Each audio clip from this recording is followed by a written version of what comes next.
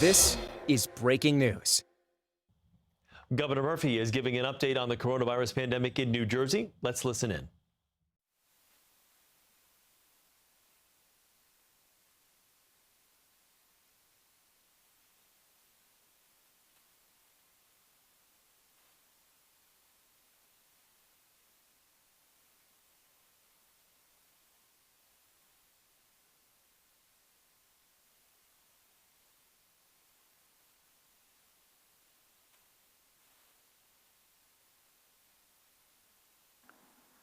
Good afternoon. I am joined by the woman to my right who needs no introduction, the Commissioner of the Department of Health, Judy Persichilli. To her right, a guy who's been with us before, the state's former epidemiologist and an advisor every step of the way during the entire coronavirus crisis and challenge, Dr. Eddie Bresnitz. Eddie, great to have you back with us. The guy to my left, again, who needs no introduction, the Superintendent of the State Police, Colonel Pat Callahan. Director of the Office of Homeland Security and Preparedness, Jared Maples, is here. And a woman who is now 2 haircuts away from achieving her barber's license, the First Lady of the great state of New Jersey, Tammy Murphy. So thank you for your help.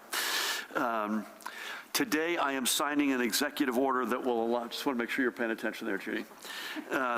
Today, I'm signing an executive order that will allow some additional outdoor recreational areas and businesses to restart their operations. This includes batting cages and golf ranges, shooting and archery ranges, horseback riding, private tennis clubs, and community gardens. Additionally, we are now comfortable, I say as a non-golfer, allowing golfers to tee off in foursomes as opposed to in pairs. All of this will take effect this Friday at 6 a.m., May 22nd. This announcement adds to those that we've made over the past week as we've taken the first steps to put our state on the road back to restart and recovery.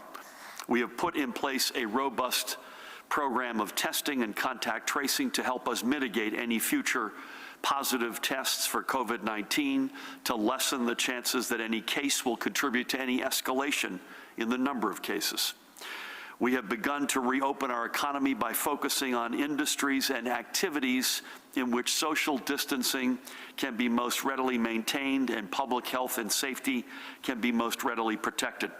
And we have put in place, through partnerships with our shore counties and municipalities, and I can't say enough good things about those partnerships, the procedures to allow our residents to safely enjoy a summer along our beaches. We took all of these steps because the data that we have been seeing over the past weeks has signaled that it's becoming safer for us to dip our toes back into the water, in this case, literally. All of the important metrics, the data we need to see in our hospitals, we have seen. The number of patients being treated for COVID-19, as you can see, is down significantly, as is the number of people entering our hospitals. Fewer ICU beds are being filled, and fewer ventilators are in use. We've been able to cut some of these health crisis indicators by more than 50%, as you can see, since their peak earlier this spring. The strain in our hospital systems has consistently improved, especially over the past 2 crucial weeks as we began with the reopening of our parks, and they have significantly decreased across the board in every region. I want to sit here for a second, though, and you could see north, central, and south. A red ball means it was up relative to the previous day. A green ball means the number was down relative to the previous day. And Judy would want me to say this, and we're going to tell you this in terms of the overnight numbers. The new hospitalizations have a lot more red than we would like to see. Now, we look at those on a rolling average number of days, because you could have a spike in a given day because of an underreport, for instance, the day before. So these are not necessarily as stark as they appear, but that is still a fact, that a red ball means it was up from the previous day, and we're going to have one of those days that we'll announce shortly today. And while we are not nearly out of the woods yet, and thousands of our fellow New Jerseyans remain in the hospital battling COVID-19, as you can see, we are moving forward carefully, methodically, and responsibly. Together, we're moving toward what we all must acknowledge will be a new normal. And truth be told, we've been there before. After the 9/11 attacks, our nation was similarly reeling from the massive loss of life and our seeming innocence. In its place, security measures were put into place that we were not accustomed to. How many of us honestly didn't balk the first time or the first many times that we stood at the end of a long TSA checkpoint line, being told that we had to take off our shoes while trying to board a plane? But today, the practices and protocols put into place after 9/11 are now part of our routines. We expect greater scrutiny when applying for a driver's license, and we're pretty much all adjusted to giving ourselves more time before a flight. In many ways, the aftermath of this pandemic will be similar. Right now, we have to remember to bring our face coverings when we go out to the store. In the months to come, it will more and more simply become second nature. And remember, we are resilient.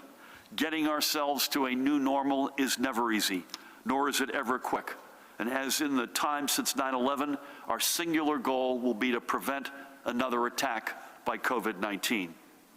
The data will continue to determine our dates for taking further steps. As we have been responding to and managing the immediate challenges, we have also been planning for the next steps. Today, I want to walk us through the stages in which we anticipate moving toward this new normal. And as we take each step, we will constantly be reviewing and reevaluating key metrics to ensure we can take the next one. And we will be guided by our ability to protect against a new outbreak with testing and contact tracing, clear safeguards in place, and a continued call for all of you to keep doing what you have been doing for the past couple of months, and doing it brilliantly, I might add. There are things that will remain constant throughout this restart and recovery process. For instance, we will all have to continue practicing our social distancing and staying home whenever possible, especially those who are at higher risk. We all will be encouraged at the very least to continue wearing our face coverings when out in public. We will have to recognize that mass public gatherings, large or small, won't be happening anytime soon. We will all have to continue practicing the safe hygiene that has helped slow the spread, cleaning and sanitizing workplaces, washing our hands with soap and water, and staying home when we don't feel well. And we will ensure safeguards on mass transit, whether it be NJ Transit or private carriers, throughout. And if we see a backslide, we will not hesitate. We will take no joy in it, but we will not hesitate to take action. But we will move forward deliberately. I will speak to each of these stages in greater detail in a moment, but as you can see, we are preparing for a responsible process. Our goal is to protect our workforce. The more direct and regular your contact is with your coworkers and your customers, the greater the safeguards that will be necessary. So stay on this for a moment. As you can see, a significant percentage of our workforce is engaged in a significant amount of contact to coworkers and the public. And 40% have the highest amount of direct public contact and therefore the greatest potential exposure. This is why we are putting a premium on ensuring workplace safeguards that will protect you, your coworkers, and your customers and clients. So stay on this just for a minute here. Again, this is the New Jersey workforce broken down in broad strokes and broad categories.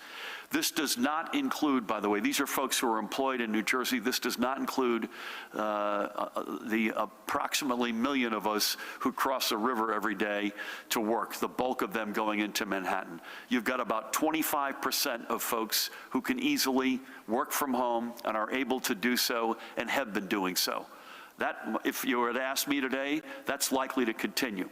You've got 35%, about roughly 1/3 of our workforce, that are in sort of low to moderate contact either with their co-workers or with their customers. That's construction, it's landscaping, it's a significant amount of factory work. And then you've got the hardest nut to crack, 40% of our workforce that have frequent intimate contact with either co-workers or customers. That's a bartender, a waiter or waitress in a restaurant in particular, particularly with a particular emphasis in that last group on folks that the hardest nut of all to crack are the folks who are working indoors. We do not take this lightly, and we fully understand and appreciate the struggle many of you face in the current climate.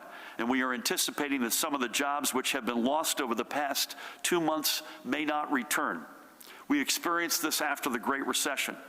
But unlike then, today we have robust job training and apprenticeship programs in place. And we didn't anticipate a pandemic when we put them in place, but they will do us an enormous amount of good. And again, for the roughly 25%, that group at the top of our workforce who can work from home, and by the way, have basically been doing that throughout, you too should expect to continue with this for the foreseeable future. But until, and I'm now going to practice Judy and Eddie without a license here, until either a proven vaccine is in our midst or proven therapeutics are widely available, we cannot firmly enter the new normal, which eventually awaits us, when life will once again return to all of our workplaces, downtowns, and main streets. Most importantly, we will continue to be guided by the principle that public health creates economic health. And if we begin to see a backslide in public health, we will have to also pull back on the reins of our restart. Every consideration will be given to ensure that the safeguards in place give workers confidence that they can get back to work, and customers confidence that they can go back out as well. This is what our Restart and Recovery Commission and the complementary advisory councils, which know firsthand our state's varied economic sectors, are working on.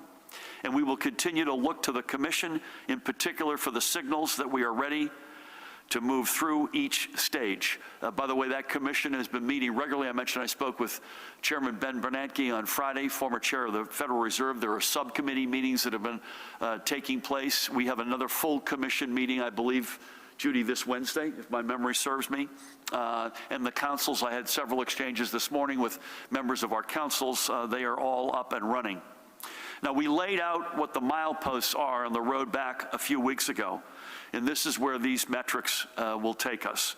As we enter each stage, and we can look at this, we will allow businesses and activities to reopen according to their risk level and the challenges they will face to safeguard public health. However, this will not be everyone at once as we reach a new stage. Even within each stage, we will phase in our restart. And by the way, that's what we've done. So you look at the maximum restrictions on the left, which is where we were. We're now, I think, comfortably in the midst of stage one, by the way. You could see in both maximum restrictions and in stage one, not all of those things happen on the same day. So these are groupings of steps that we'll take, again, in a period of time, in a window of time. And then we will step back as we take these steps and make sure the data works. We will aim to move through each stage as quickly as we can. Believe me, we won't sit on this if we feel the data allows us to move forward, but we will do so with public health firmly in mind and as cautiously as we must. At the height of the pandemic, we were essentially stuck at stage 0. That's maximum restrictions. Our state was as locked down as much as we could while ensuring access to essential services in stores. We closed our schools and transitioned our students to remote learning. We prohibited all public and mass gatherings and urged everyone to simply stay at home. Today, we find ourselves in a better place because the steps we took have been effective. The steps you took, folks, let there be no doubt. None of us up here have the power to push these curves down. Only the 9 million of you have that power. And because you took this responsibility to heart, they have come down. Now we find ourselves in what we are calling stage 1, as I mentioned. We are opening up businesses in a way that still provides maximum protection for residents while allowing more of our workers to get back on the job. And the reopening of our parks, or rather with the reopening of our parks and our plans to have our beaches and lakefronts open as of Friday, we are all now able to enjoy all that our state's natural resources have to offer again, albeit admittedly a little bit differently. I'm sure you've noticed almost everything we have approved at this point are leaning heavily toward expanded outdoor activities because the data said we could, and best practices note that outside right now is safer than inside. None of our moves have been arbitrary. All of them have been driven by data. And again, I'm going to practice without a license, Judy and Eddie.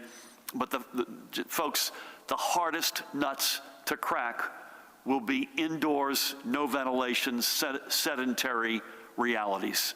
That is going to be our toughest, again, our toughest hill to climb. And by the way, we recognize that the resumption of child care services will soon be vital as our workers return to their traditional places of work. What we are working to get to now is stage 2, which will be a broader restart of our economy.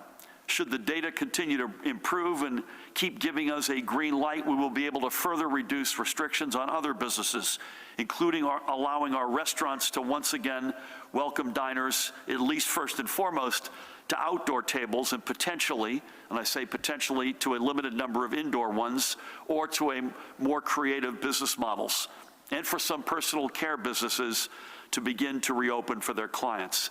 But again, when we get to stage 2, not everything will happen at once. We will continue to responsibly and deliberately give different sectors a green light in steps. So let's just take a moment here and look at those bullet points if you have a hard time reading that at home.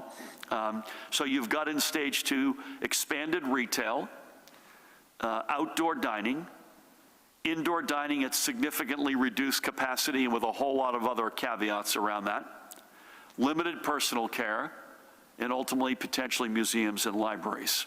And that's not an exhaustive list. That's to give you some representation of what could be included in stage 2. We look forward to a time when our kids may be able to have limited summer camp and educational experiences. We can plan the reopenings of some of our cultural sites, as I mentioned, and libraries. And we'll be able to put in motion plans for what it will look like when our students return to their schools and to our colleges and universities, hopefully in some new model come this fall. Throughout, however, ensuring proper hygiene, sanitation, and social distancing will remain our top priorities. This still relies heavily upon all of you out there continuing your hard work and commitment to keeping yourselves and neighbors safe. When you and your neighbor both wear face coverings, when you wash your hands with soap and keep your distance, you keep each of you much, much safer. That's why I'm sitting so far away from my colleagues. Not that I don't enjoy their company. It's why we all wear a face covering here. And while I'll put it back on when we leave, and we all will. So, should we be successful in further driving down the curves over the coming weeks, we can take our step into stage 2. And should our progress continue from that point, we can look to stage 3, when we can once again allow for shoppers to enter downtown and Main Street storefronts and for limited gatherings with appropriate safeguards. Along all of these stages, we are working on supporting the resumption, as I mentioned, of additional child care services and the scaling up of NJ Transit as our workers return to their traditional places of business. But even then, we must be vigilant. We will not risk lives to a rebound of COVID-19. The protocols that will get us to the new normal, social distancing, proper sanitation and hygiene, face coverings, a strong program of testing and contact tracing, and personal responsibility and compliance, all of that are what allow us to thrive once we get there. Now, as I've said already, we have moved into stage 1. Like each of you, I am anxious to get to stage 2. But to do that, we will need to see continued improvement in the data, continued increases in our testing and contact tracing capabilities, or capacities rather, greater adoption of workplace and customer safeguards, as well as safeguards for our kids, and transit workers and travelers, and we need you to keep doing all that you have been doing so well. Just as 9/11 did, COVID-19 has changed everything. We have to accept that. We have to learn its lessons. We lost 750 New Jerseyans on September 11th, and we learned a stark lesson on the need for enhancing the security protocols at our transportation hubs and in our communities. We have now lost, as we'll speak to in a moment, 10,435 of our fellow blessed residents to COVID-19. And with each death, we are given a painful reminder of how much work we have to do to prevent a future outbreak. So that is why social distancing will still be the rule of the days ahead. It is why we will still urge you to wear face coverings in public and require them when you enter a store.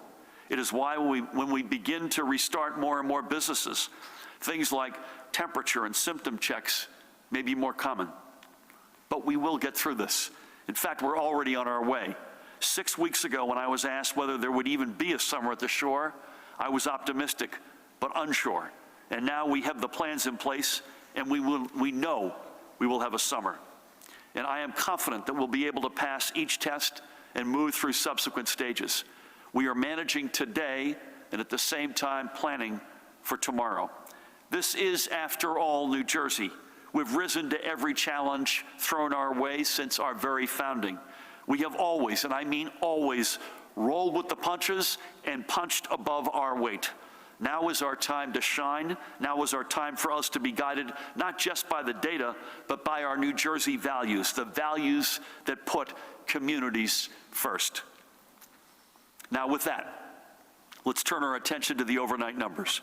Yesterday, we received an additional 1,735 positive test results for a current statewide total of over 148,000. And by the way, Monday, I should say up front, Monday's data is always a little bit sketchy. This may well be catch up on a couple of days worth because it's a little bit of a spike relative to our recent days. As you can see, our overall curve continues to move in the right direction. Going to take a quick time out here. The daily positivity or spot positivity rate for tests for May 14 stands at 12%. Let's stay here for a moment. Now you may say, wait a minute, you had a big weekend. You were at 22 or 23% just a couple of days ago. So the serology testing has exploded, and that's a recent phenomenon. I think one day alone it hit 10,000 tests in the state. And again, that is a recent phenomenon. Remember the difference between a spot test, do you have the virus at that moment in time, which is a snapshot, versus a serology test or an antibody test, which is a movie of your life. Still not as reliable as they need to be, with, we think, still of mixed utility, but the fact of the matter is a positive test from a serology test means that you have had the virus, not necessarily that you have it at that moment in time. So Judy and Eddie and team and myself made the executive decision over the weekend that we would exclude the serology testing because that doesn't really tell us the actual state of play in the state of New Jersey today. We'll only focus on the question, do you have the virus literally as of, in this case, last Thursday, May 14? The number is 12%. That is a very encouraging number. That's the number we're going to continue to focus on. We're thrilled with the explosion in serology tests. That will tell us a lot of other stuff, but it isn't nearly as relevant for what the decisions we need to make collectively about what we can begin to open, et cetera. Okay, we also see that as a regional matter, we've been saying this is consistent. As you can see, the regions are bunched up plus or minus in the 12 to 15% range. The map that we've been regularly turning to puts this into a slightly different perspective. You can see that practically the entire state is now in the lightest shade, meaning the rate of doubling is now more than 30 days in all but Cumberland County, and Cumberland is at the cusp of that. That's really good progress, folks.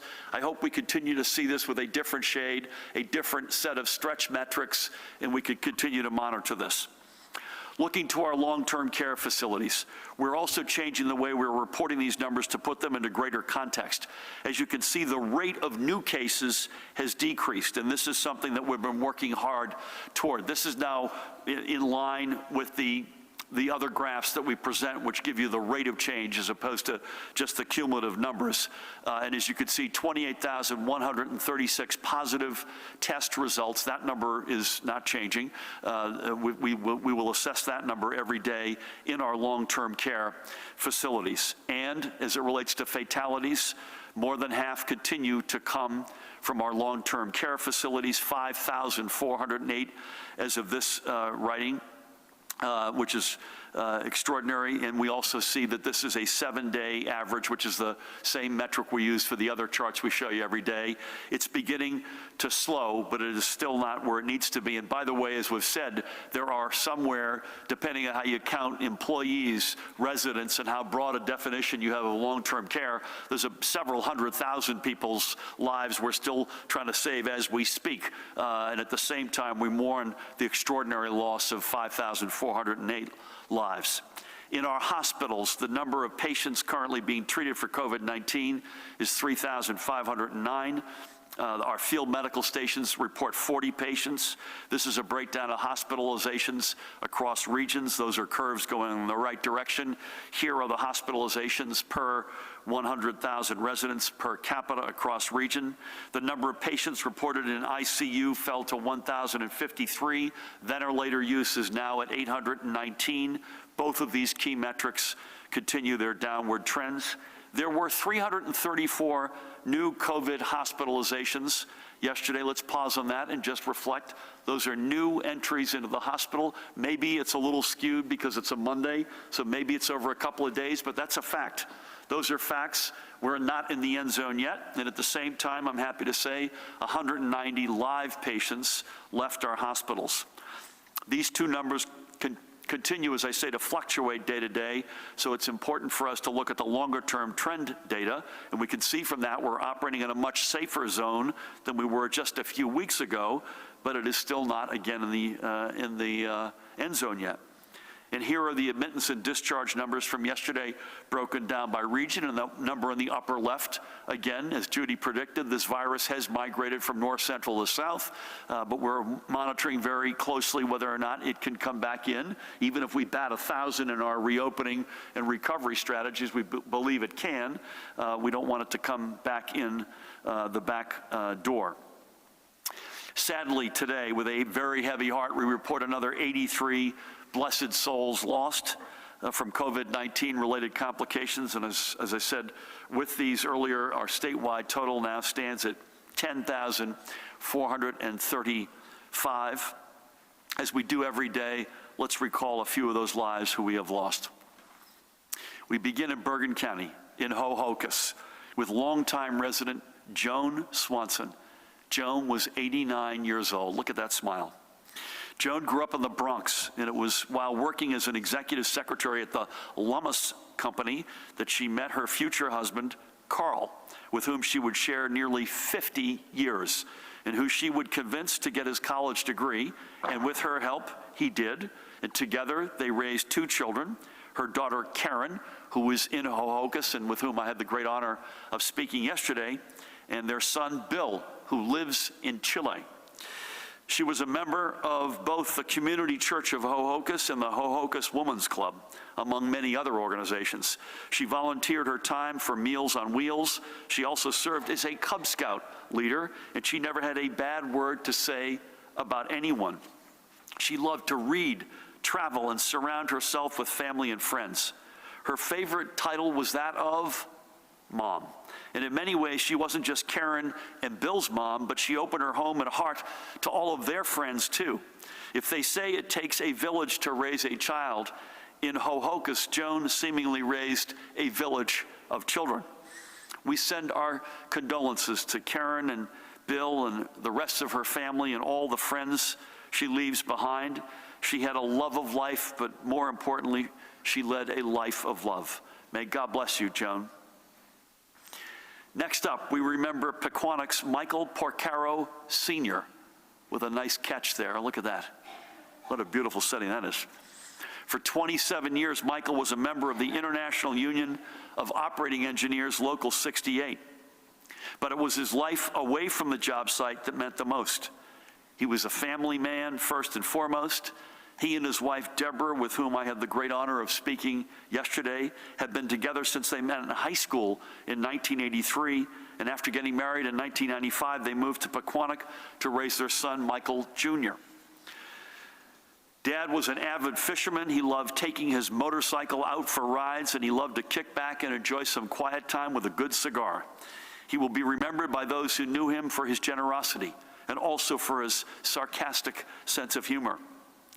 Besides Deborah and young Michael, he also leaves his sister Rita and his brothers Patrick and Chip. And Michael was only 56 years old. May his memory bring them peace in this difficult time, and they are all in our thoughts and prayers. God bless you, Michael. And finally today, we remember Olive Elizabeth Hoteling of Neptune. She was the mother of a dear friend of ours and of many of us, Assemblyman Eric Hoteling. Born in Kearney, Olive and her late husband Chester moved to Neptune, where Olive stayed at home to raise Eric and his 3 siblings. But once they had all grown, Olive still wanted to be around the energy and exuberance of children and took a job with the Neptune schools, serving meals to countless children and gaining a measure of local renown for her sandwiches along the way. I've got Pat's attention there. Moreover, the kids helped keep her young, and Olive stayed working well into her 80s. She was a longtime member of the Hamilton United Methodist Church in Neptune. Olive was 91 years old. Olive is survived by Bill Sitko, as well as by her children Eric, Russell, Kenneth, and Mary Beth, along with numerous grandchildren and great-grandchildren and countless friends.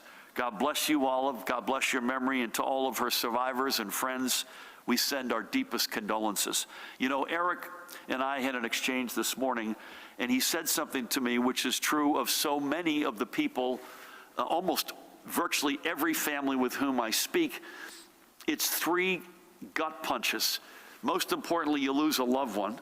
Secondly, you can't give them you can't see them in the last weeks of their lives because of the rightful restrictions that we have in place.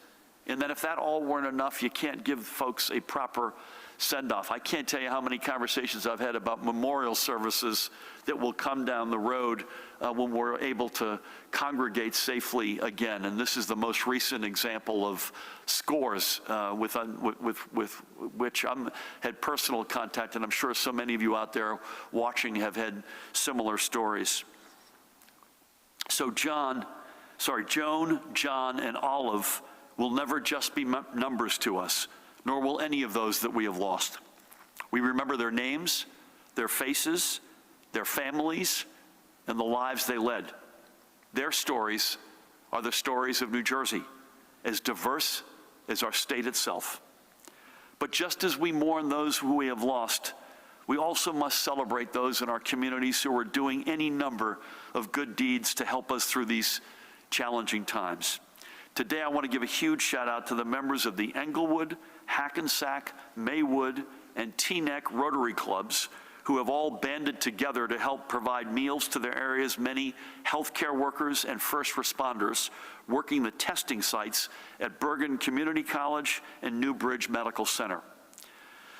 Theirs is one of the hardest hit areas of our state, and the support they have shown to the front lines is tremendous, and it's appreciated.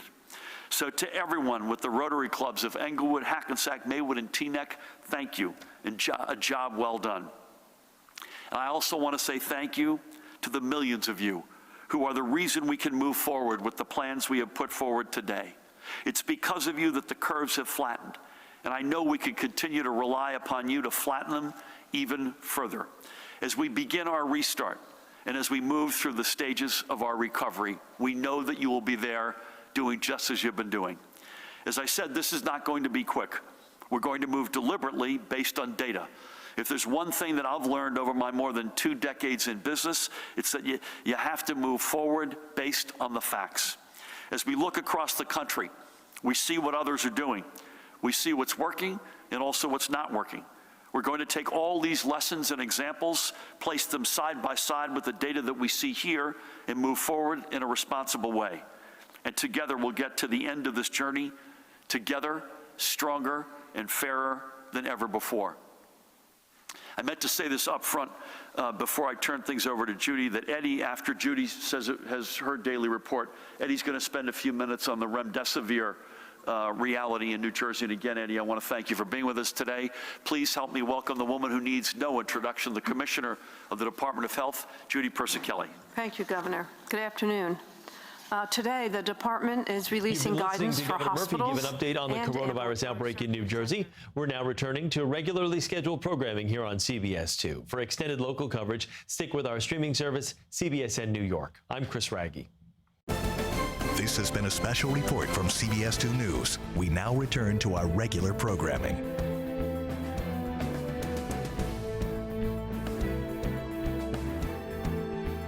Place for removal of symptomatic employees. They must follow social distancing requirements in work and in common areas. They will require masks for patients, except patients receiving services that would not allow for masking. Additionally, the patient's support person must be masked. When possible, they should establish non-COVID care zones in facilities that serve both COVID-19 and non-COVID patients. They should have an established plan for cleaning and disinfecting prior to using facilities to serve non-COVID patients. Facilities providing COVID-19 care should continue to be prepared for potential surges. Facilities should be prepared to modify resumptions of clinical services in conjunction with surge status, and to repurpose and redeploy staff to urgent care roles to the extent feasible. Ambulatory surgery centers shall not perform procedures on COVID-19 patients. Hospitals can resume procedures based upon their current and potential capacity. They must have sustained downward trajectory within a 14-day period of influenza-like illnesses, COVID-19 infection rates, COVID-19 hospitalizations, COVID-19 emergency room admissions, COVID-19 ICU, critical care, and medical surgical bed use. They need to monitor ventilator utilization and ventilator availability on a daily basis.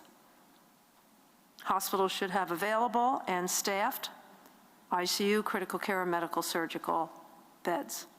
They are encouraged to gradually resume full scope of services when possible and safe to do so based on these guidelines. Facilities shall establish a prioritization policy for providing care and scheduling of these procedures. Scheduling must be coordinated to promote social distancing, to minimize time in waiting areas, stage appointment hours, and post signs at all entrances in appropriate languages about symptoms and precautions. Facilities must also have a plan consistent with CDC and Department of Health recommendations for patient and patient support person use of PPE. They should implement PPE policies that account for an adequacy of available PPE supply with a minimum of a 7-day supply on hand. They need policies for staff training on and optimized use of PPE and policies for conservation of PPE. They must implement disinfection and cleaning protocols and cohort COVID-19 patients and non-COVID patients. Patients should be counseled to self-quarantine following testing until the day of surgery. Facilities must have a process to screen patients for COVID-19 symptoms prior to scheduled procedures. No visitor should be allowed in except for limited circumstances, which includes labor and delivery, pediatric patient surgery, support persons for those with mental illness, those with intellectual or developmental disabilities. Further details on this will be outlined in the guidance being released at the end of the day. Before I move to the daily report, I want to acknowledge that this week is National EMS Week, which celebrates the work these providers perform across our communities. Every day, EMS workers save lives. And although the epidemic has placed unprecedented challenges in their way, their commitment has never wavered. On top of the heroes already serving in our state, More than 600 paramedics and EMTs responded from across the country to help New Jersey throughout this outbreak. They're responding to more than 10,000 calls and assisting with transfers of patients from hospitals and alternative care sites. We are grateful for all the EMS providers who put their lives at risk to save ours. EMS and other frontline healthcare workers are part of our priority populations for expanded testing, along with vulnerable populations like long-term care facilities. To help long-term care facilities meet the state's deadline for baseline testing by May 26th, the department today sent the industry frequently asked questions that will help inform their efforts. As the governor reported, our hospitals saw 3,509 hospitalizations and 1,053 individuals in critical care. 78% of the critical care patients are on ventilators. The governor reviewed the new cases and deaths reported today. In terms of deaths, the breakdown by race and ethnicity is as follows: white, 53.4, Black, 18.6, Hispanic, 19.2, Asian, 5.5, and other, 3.3. There are 527 long-term care facilities in the state reporting individuals with COVID-19. At the state's veterans' homes, among a census of 658, they are reporting a total of 142 deaths of their residents. At our state psychiatric hospitals, with a census of 1,240, 209 patients have tested positive, and there are a total of 13 patient deaths at the psychiatric hospitals. As the governor reported, our overall New Jersey positivity rate is 12%. So that concludes my daily statistical report. Stay connected, stay safe, and stay healthy. Thank you. Judy, thank you for everything. And again, you're going to have the full guidance on electives by the end of the day, is that right? Yeah. Okay. And that's effective, again, Tuesday, May 26th, so a week from tomorrow. Thank you for that. Dr. Bressis, it's great to have you with us. Can you give us a quick Remdesivir summary? And thank you again for all of your help in the past and right now in the here and now. Thank you. Thank you, Governor, and thanks to you and the Commissioner for the opportunity to serve again to respond to this historic event. 2.5 weeks ago, the Food and Drug Administration granted Gilead Pharmaceuticals an emergency use authorization, or EUA, for the use of Remdesivir, an investigational antiviral agent for the treatment of hospitalized adults and children with severe COVID-19.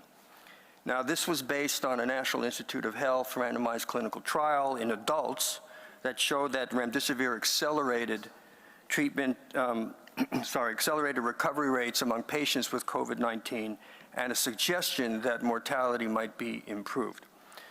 Gilead then donated 600,000 plus doses to the U.S. government, which are being distributed to hospitals through state governments based on hospital caseload determined on a weekly basis.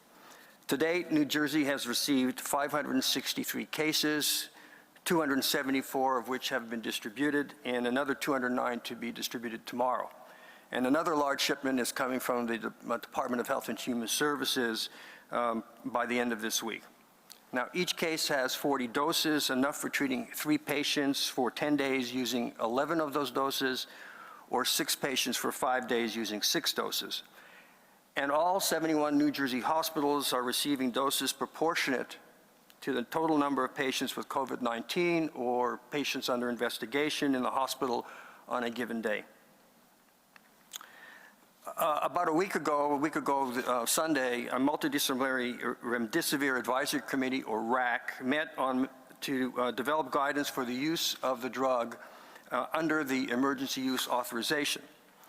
Now, this professionally, demographically, and geographically diverse membership of the RAC included pediatricians, critical care specialists, infectious disease specialists, pulmonary docs, and others, many of whom had actually experience using Remdesivir through participation in Gilead's clinical trials or under their expanded use program or their compassionate use program.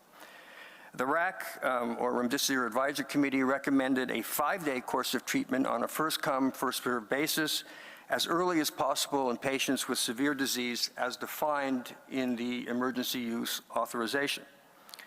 Now, this RAC guidance should inform usage of drug in the hospitals. These have to be hospitalized patients, but it's not a substitute for individualized clinical decision-making by the treating physicians following hospital policies on the use of restricted drugs.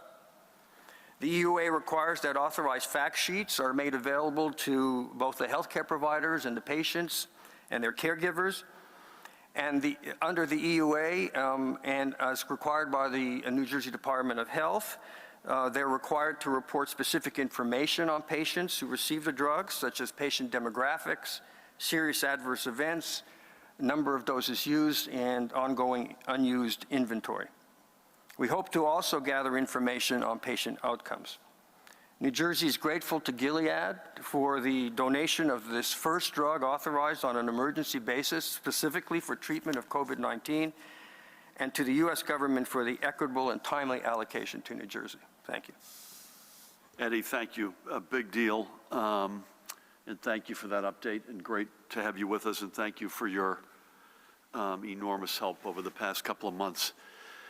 So compliance today takes on a little bit more weight because we had particularly good weather on Saturday, Friday and Saturday. So I know, Pat, you were, Catherine McCabe, Commissioner of the Department of Environmental Protection. We had a lot of us looking at the early sort of shakedown cruises on beaches. We've also had some folks who are non-essential retail who have taken upon themselves to take some steps, which we note. Any update, Pat, you've got on largely compliance, but any other matters you've gotten? Thank you for everything. Thank you, Governor. Good afternoon. I was updated throughout Saturday and Sunday with regards to beaches and parks, and really nothing noteworthy there. Social distancing was in place, and it was relatively uneventful, if I could use those words. As far as the overnight, Newark issued 4 EO violations, as well as closed 4 businesses. In Patterson, 18 separate individuals were cited for EO violations for failure to disperse in gatherings of 10 or more. In East Orange, 5 subjects were also cited for failing to disperse. And in Guttenberg, police responded to a large apartment party where the homeowner was charged and arrested on additional charges. And the only thing I'll add, and I know it came up on Friday, Governor, was with regards to crime. It was a very violent weekend in the state of New Jersey. We had 15 victims of shootings in New Jersey in about a 48-hour span. 2 of those tragically succumbed to their injuries. So our ROC folks are working with our locals to make sure that we certainly monitor this trend. No nexus to the pandemic, but certainly a tragic weekend in New Jersey, Governor. Pat, thank you. Any analysis on that in the coming days would be great to hear. There are a lot of folks who ask us about this. A couple of things before we will start over here with Elise, but let me say a couple of things. Anecdotally, there's one overwhelming, Judy, I'm not sure you've heard this as well. Pat and I have heard it, I know. Catherine McCabe has seen it. There's far too little face coverings going on right now in public places. Again, you have to, if you're inside of a store, you've got to wear them, but I'm talking about at the beach or on the boardwalk or in a park. And that for us, is, fair to say, really hard to enforce every person wearing a face mask, but the recommendation is overwhelmingly and very strongly to wear them. And then secondly, it depends, it turns out it depends on the angle of the camera in terms of whether or not it's as good or as bad as something may look. And I know at least in one boardwalk shot of Belmar, it looked tough in that line, but when you got a drone shot or a shot from up top, it actually looked a lot more compliant. But this is something, we got a big, I'm not sure what the weather is going to be like over the weekend yet, but it's going to be a little bit choppy this week, but we got a big weekend coming up, folks, needless to say. And we're pulling a lot of levers here effective Friday, including a whole series of things that I just announced today. So we need really, and everyone's been extraordinary, but no state has been better than New Jersey. We just need to keep it up. And as time on the clock keeps going and the weather gets better and your cabin fever is up. Who could blame anybody from wanting to, break free? And we get that. We all want to do that too. But please, please, please do it responsibly. Stay away from each other and wear something on your face to protect not just you, but to protect the folks around you. Elise, good afternoon. Good afternoon. You've referred in the past week or so a few times to your borrowing working group. Who's on it? How often does it meet? And how were they chosen? Sorry, I apologize. The what? Who is on your borrowing working group? Okay. How often does it meet? How were they chosen? Is the group bipartisan? Can you name the individual members? And will its work findings be made public? Thank you. Yeah, please don't. I'm going to have you do that, actually. Judy's got some news that we both want to report on. There's no working group per se. I apologize if I gave the impression of that. There is borrowing money for the state, which, by the way, we spent, the irony is we spent the first 27 months in office doing the opposite, increasing surpluses, rainy day funds, making record pension payments, managing our indebtedness aggressively and refinancing downward. But right now we have no choice but to borrow, particularly with the federal funding still an open item. So we speak, it's a regular course of events. It's certainly a topic number one with the Speaker and Senate President. And it will continue to be. And I appreciate their support and help. We had a very good working group. Maybe that's what you were referring to. I meant, so that's a standing working group. That's going to be Matt and George and some of their colleagues, along with the majority leadership staff in the Senate, as well as the Speaker's team. Judy and I just were having an exchange on an unrelated, so before we keep going, we'll go back there. But Judy, can you give us any update on Kawasaki, which we meant to? And we now have 11 cases in New Jersey of pediatric inflammatory syndrome, multi-system pediatric inflammatory syndrome. 11 cases meet the definition. 9 have reported to be positive for COVID-19. 6 were positive for serology. Ages are between 3 and 18. All were hospitalized. 7 have been discharged. And, I'm sorry, 2 we don't know whether they've been discharged, but 7 have been discharged. And there's been no deaths. Thank God. I also meant to mention a couple of other things. We are together, Mahen, tomorrow at 1 p.m., 1 o'clock here. We have a White House VTC later on today with the President and First Lady. My First Lady will be joining me. I've also organized a call of Democratic governors and Speaker Pelosi right after this to go over funding, Elise, which is your question triggered. I had a good conversation yesterday with a three-way with Andrew Cuomo and Ned Lamont to talk about our regional approach in varying steps. Again, we're not going to always take in lockstep the same step, but we are communicating at a very high level, both through the regional council and directly as governors, and those are several updates that I have meant to give you. Good to have you. Thank you. Hi. First question, does the health commissioner want to comment on NorthJersey.com's story from today that cited an audio recording of her saying she can't get one-on-one time with the governor? Does she think residents should be concerned about that? Second, Governor, any comment on the scene outside the Belmar Gym in Camden County this morning? And considering the reports say police down there did not enforce your stay-at-home measure, any concern that as the state eases into reopening, we'll have a situation where some towns enforce the rules and some towns don't? Do the crowds on the boardwalks and the beaches this weekend make you worry that crowd control may be difficult? One more, please. Once the summer season begins? Sure.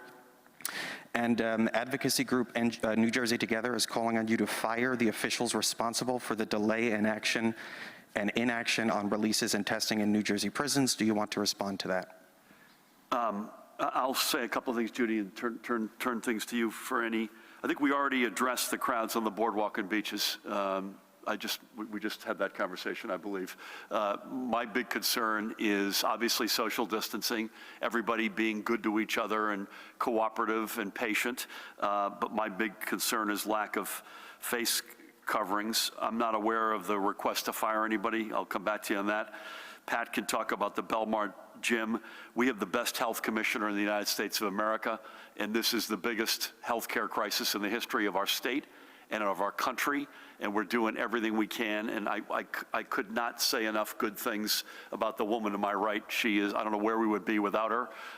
And I suspect in reality, she would probably admit we communicate maybe not just every day. She's probably scratching her head as to the amount of communication we have. We're constantly communicating. She's welcome to add to that, but before anything on Belmar, the Belmar gym, Pat? It's my understanding that the owners were issued a summons for that, and the clientele there were issued warnings. That was the brief that I got prior to walking in here. I'm also not, as a macro matter, that's not to say that we're not going to take up each one of these cases, because we will. I'm not overly concerned right now that we're going to have the reality that you're referring to with different towns doing different things, because we've showed you earlier in my presentation here, we're giving you a roadmap that, assuming the curves keep improving and the numbers keep improving, we're going in the direction we want to go in that will allow us to take steps like that. Indoor sedentary is hard.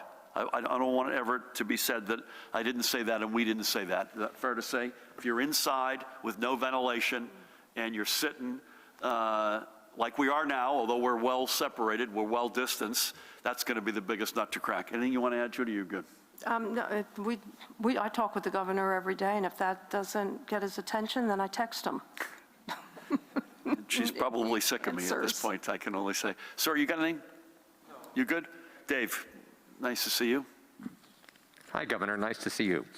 As a follow-up on the last question with regard to the situation in Belmar, is there a concern you don't want to go overboard in terms of enforcement, having police arresting people?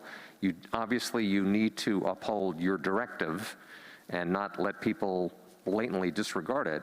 The fact that the gym opened up, people were in there working out, we heard.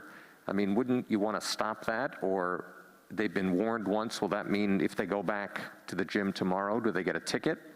And are you concerned, Governor, that there's a salon owner, I understand, has announced that she's going to open in June. What do people, what's your advice to people with regard to this, and how concerned are you that this could spiral out of control? Yeah, I'm not concerned it will spiral out of control, and we will take action. And I think if someone shows up, I don't know this, Matt, to be the case, if you show up at that gym again tomorrow, there's going to be a different reality than showing today. I mean, that's just, we can't just, these aren't just words. We've got to enforce this. But I also don't want to start World War III. And I'm not worried about that right now, to be honest with you, because for two reasons. People have overwhelmingly done the right thing, and they continue to do the right thing because they're smart. They get what we're dealing with. They look at both the progress we've made and the 300 and something people, Judy, am I right, who went into a hospital yesterday? We're still not out of the woods. And so I believe for both of those reasons, and the second one is that we're painting a path here, a roadmap.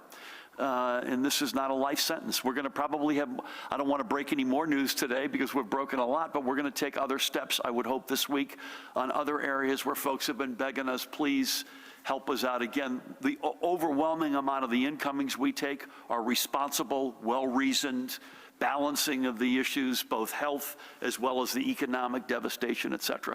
Anything you want to say in the Belmar? I would just say that, the decisions, the jeopardizing of public health and safety, that's where the governor, that's where every decision is based upon that. Is this in the best interest of the citizens of New Jersey? And when we get to that point, which I think we will in short order, but for now, today's actions at that gym were a violation of the EO. And again, that's a local police department's jurisdiction down there. And they, like I said, they issued a summons to the owner. Thank you. Real quick, Dave. Two more, real quick, short ones. You talk about the stages, and this is big news, obviously, Governor. Do you have any sense at all, not hard dates, but Are we going to be moving stage 1 to 2? Will it take us a month or 2 months? Stage 2 to 3, 2 months? And last one for the commissioner, any reaction to State Senator Steve Sweeney's very sharp criticism of putting COVID patients back into nursing homes where there were no COVID patients at the time? And it's not just been Sweeney, but some other lawmakers as well.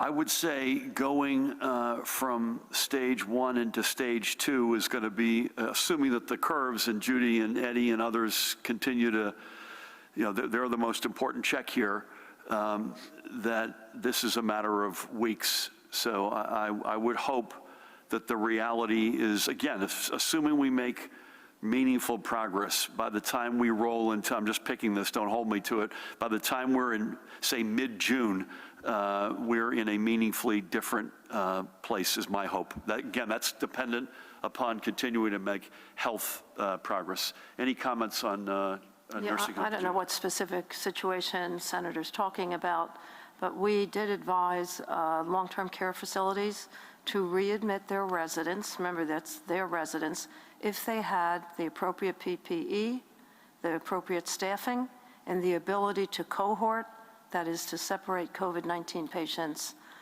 from non-COVID-19 patients. If the long-term care facility was not able to do that, they should not have readmitted. Thank you for that. Good afternoon. Ian, you got anything?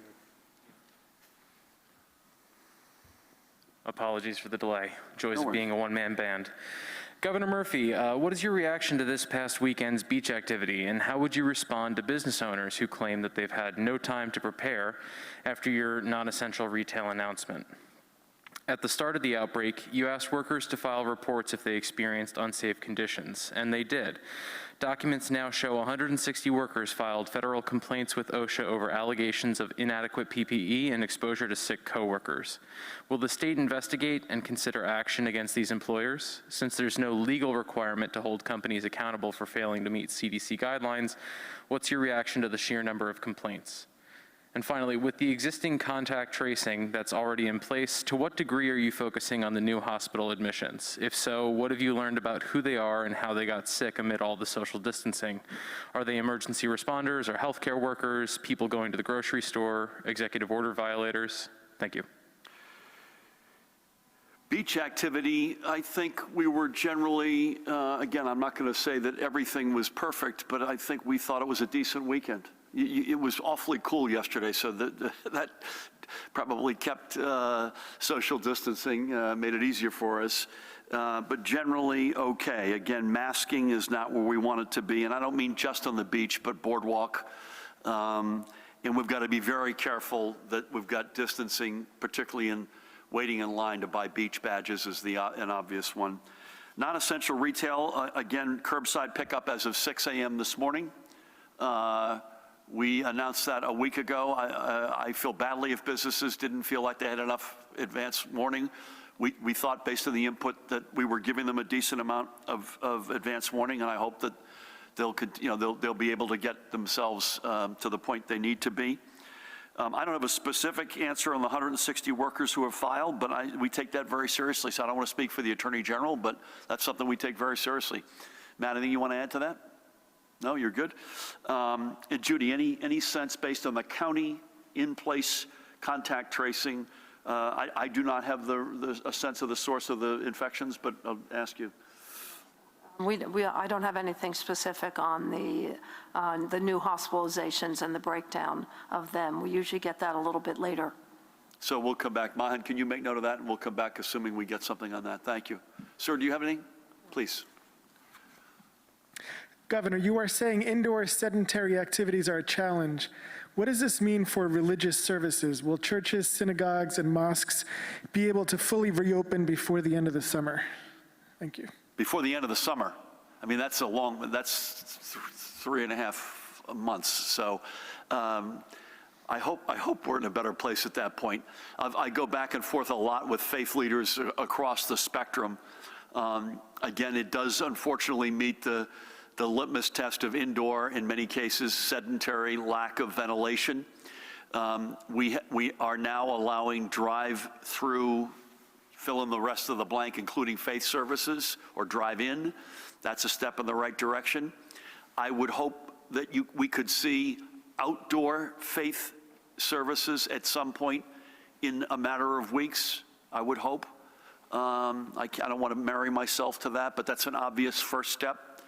And again, with social distancing, remember now we're allowing, and we have actually from the beginning, private prayer of under 10 already occurs, so that's happening. And, you know, social distancing will be a key element to indoor faith as it will be for restaurants and other indoor activities. So I would hope outdoor first, and, you know, a matter of weeks, based on, again, if Judy and Eddie and their colleagues continue to advise us that the progress is meaningful and at the right pace, that's going to be the underlying framework for any other steps we take. So thank you. We'll stay in the back, and then we'll come back down to Matt to finish us up. Good afternoon. I know some school districts are holding on to hope that they might be able to have a traditional in-person commencement ceremony in July. And now with your stages kind of favoring outdoor activities and, you know, most commencement ceremonies being outdoors, should these school districts have any hope for July commencement ceremonies? Are there any instances that are maybe less obvious when people should be wearing masks in terms of compliance? I mean, obviously people should be entering, when they enter store, they should have a mask, but are there any less obvious examples that you would like people to know about? Governor, Commissioner, Colonel, just a fun little question. If you were, you know, keynote speaker for a class of 2020 commencement ceremony, what would your message be to them during these times as they transition into the next stage of their lives? Okay. Thank you. Should school districts, should students, should moms and dads hold out hope that we can somehow have some form of an in-person commencement? The answer is they should hold out hope. I have that same hope. So I've got nothing to report, but I have the same hope. Less obvious wearing masks. I'll tell you what, when we run, we wear masks, and that is not fun, by the way. I have enough trouble running without a mask, never mind breathing through a mask. But you know, you're chopping through, particularly we did one in Thompson Park a couple of Sundays ago, and you're in close proximity with folks. I'd love to see it. Listen, hiking on a trail, certainly you can't go into you got to wear one to go into a store. I'd like to see them on boardwalks, hikes. Judy, what else? I mean, Pat, I mean, we want to see that. It's clearly social distancing, soap and water, face coverings are the trifecta here in terms of actions. I'll leave it to my colleagues. I mean, I would say this commencement year is unlike any in any of our lives. I mean, this is literally, I suspect it's something akin to graduating from high school in 1944. Would be probably June of 44, which, by the way, was probably within a week or two if you're graduating that month after D-Day. I mean, it's in that sort of realm, acknowledging how unusual this is, how much respect we still have for the accomplishment, even though we can't gather in the way that we would otherwise gather. It's a big deal. This is a big deal, whether it's certainly high school, but I'd even say a middle school, an elementary school, certainly a college. We've got a senior in college who would be graduating this Saturday. He's still finishing out some work. I hope Mom is checking as we speak here. But this is a big deal, and I would want folks to recognize or hear from us that we, even though it's unusual and it's not traditional, it's no less a big deal, and would want folks to remember that. I would say, secondly, looking forward, the call to action for public service, I think, is at a warlike, World War II level of spirit of public service and public action. And that includes everything from frontline healthcare workers to national service of some kind, law enforcement. I would think this is a time, Pat, to you and your colleagues where people are looking up at their heroes right now, and I would think that would be part of it. Judy, anything you want to add to that? Sure, I would tell them that this is unprecedented, that they're living through history, and there's going to be books written about this. So don't waste it. Jump in, do your part, and save lives, and consider becoming a nurse. I love that. spoken by a nurse to my right here. Pat, how about you? Yeah, I would just add, and in crisis, there's certainly opportunity. And if you're 18 years old and going off to college, are you going to be part of the group that brings solutions and you're a problem solver, or are you going to sit in the wings and be the complainer? I'd hope that they become part of the team that sets New Jersey and the country as the model that we are for the rest of the globe. And that would be my message to them, to not get wrapped around the axle of the challenge, but more so in the opportunity that lies ahead to leave it better than they found it. Eddie, how about you?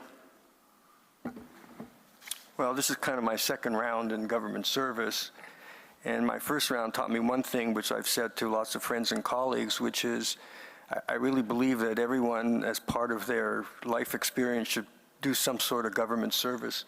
I don't necessarily mean uncompensated necessarily, but any kind of government service for 1 year. And then you'll understand what actually government means and what it does for you and how important it is for society to make progress. I love that. Count me in for 2 years. I love the Israeli model, which is you have a military option or a non-military option. But I love that notion. Thank you for asking. Matt, we're gonna close out with you. Thanks. Governor, the Labor Commissioner said the department would start processing expanded benefits on May 18 for those who exhausted their regular unemployment. Curious if the state has started to yet, and how quickly those residents will get the benefits. And you mentioned in your remarks today about a return to a new normal, following a vaccine. Does that mean that some pretty tough restrictions could remain in place as long as, folks like Dr. Fauci are saying a vaccine could be, might not come around for 18 months? Could we be staring down the barrel of 18 months of some of these restrictions? Two good questions. I don't have an answer for you on the Labor Commissioner, but Mahan, the 18th is today, so can we follow up with Matt? Is that okay? So we'll come back to you on that. I think, Matt, and I'd ask Judy to see or Eddie if they have a difference of opinion here. I think the basic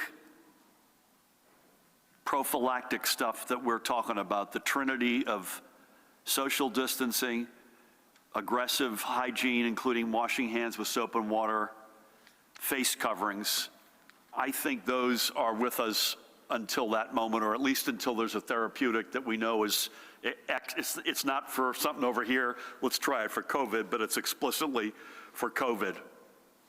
But what I don't mean, and I hope that I'm proven right about this, is that retail stays closed, we don't go back to school. I don't see those scenarios, assuming we continue to make progress. But we've got to, in each case, we've got to be really careful with how we deal with this.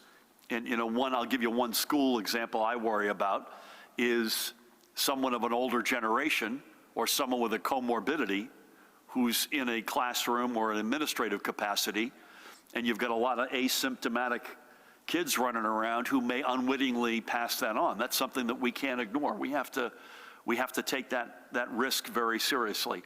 So that's what I mean. I don't mean that we're going to be in lockdown mode until then, but we're going to need to be minding our P's and Q's, as my dad used to say, through that period. Would you agree, disagree? You all good with that? Thank you. So I'm going to mask up here. Thank you all for coming out. I want to thank Judy and Eddie. Thank you for coming out of the bullpen, Eddie. And Judy, thanks for what you do every day and have been doing. Pat, likewise. Jared, Matt Platkin was with us today. Got a rare day off from answering a question. First Lady Tammy Murphy's in the house. Thank you for the haircut and for everything you do.